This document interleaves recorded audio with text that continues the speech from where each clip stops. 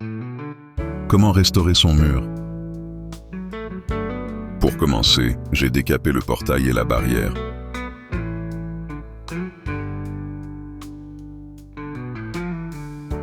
J'ai peint une première couche de peinture d'une couleur verte.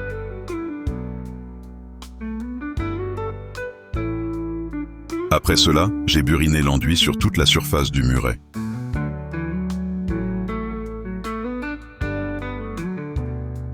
J'ai évacué les déchets au fur et à mesure de l'avancement des travaux.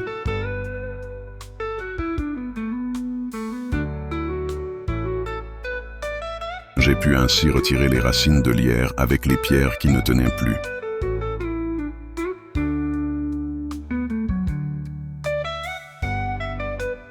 J'ai gratté et extrait toute la terre et les pierres pour pouvoir les remplacer par le ciment.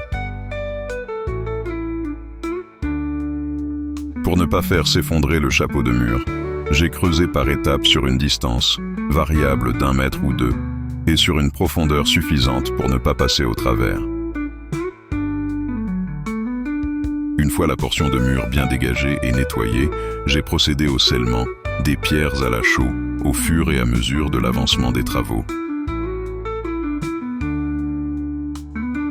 C'est un travail de patience et de longue haleine pour combler l'espace sous le chapeau de mur.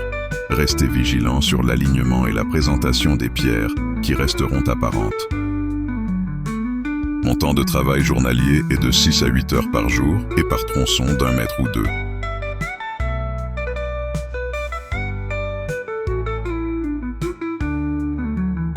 En fonction de la profondeur dégagée de certains d'entre eux, j'ai projeté 80 à 100 litres de chaux.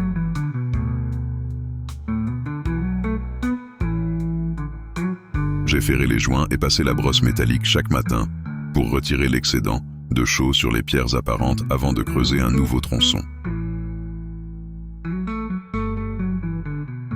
Pour parachever ce projet, j'ai peint chaque pierre apparente au vinaigre blanc afin d'éliminer les traces de laitance laissées par les résidus de chaux, puis rincées à l'eau claire. Pour en conclure, j'avoue qu'il faut une bonne dose de courage et de persévérance, nourrie d'une volonté forte pour aller jusqu'au bout de ce projet. Il ne reste plus qu'à remplacer la boîte à lettres, refixer la plaque de mon numéro de rue et repasser une deuxième couche de peinture. Aujourd'hui, je vous fais part d'un certain plaisir à regarder mon mur. Ça change la vie.